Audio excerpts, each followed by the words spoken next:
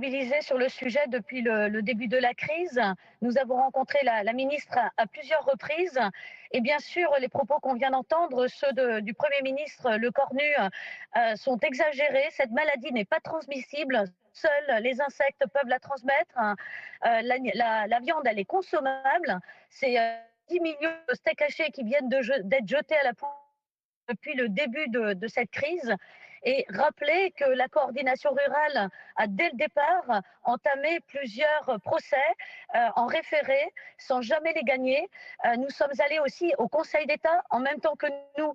L'Italie allait au Conseil d'État alors que nous n'avons pas eu gain de cause sous le prétexte que les règlements européens nous permettent l'abattage total, mais les textes européens permettent aussi un abattage sélectif à condition que des zones réglementées soient définies et qu'un plan de vaccination soit mis en place. C'est le cas maintenant et depuis très longtemps.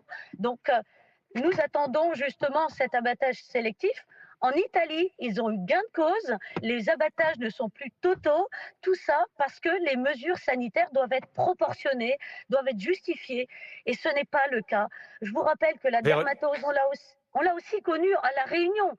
Ça a fait quelques centaines de foyers en 92.